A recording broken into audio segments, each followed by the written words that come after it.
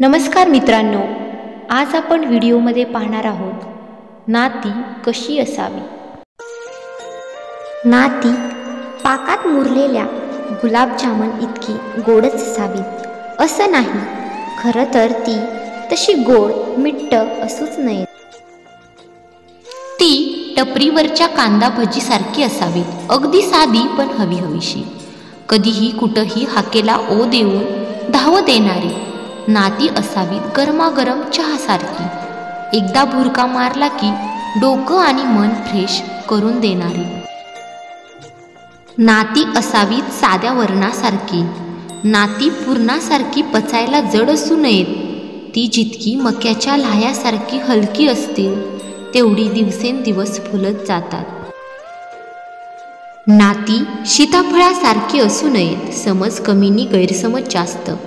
एक वेळ ती फणसासारखी असतील तरी चालेल, वरून काटेरी आतून रसाळ। नाती असावीत सुधा रसासारखी, आपल्या आर्थिक चणचणीच्या काळात पक्वान्न खाल्ल्याचं समाधान देणारी।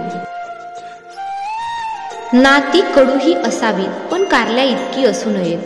ती मेथीच्या भाजी इतकी कडवट असावीत, त्यांचा कडवटपणाही जिभेला चव आणणारा असावा। नाती श्रीखंडासारखी श्रीमंत नसली तरी चालेल, पण ताकासारखी शिनवटा दूर करणारी असावी।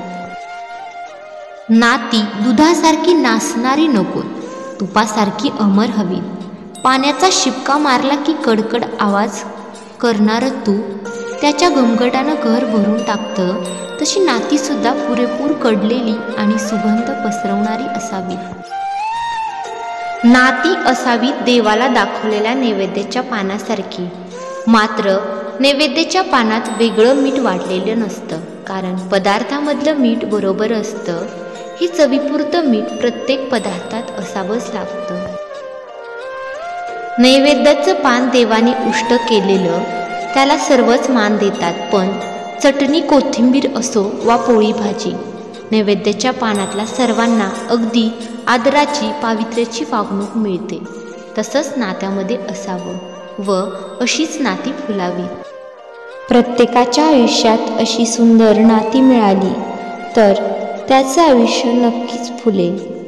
तर मित्रांनो, व्हिडिओ कसा वाटला कमेंटमध्ये कळवा। तसेच आपल्या चॅनलला सबस्क्राईब करायला पण विसरू नका। धन्यवाद।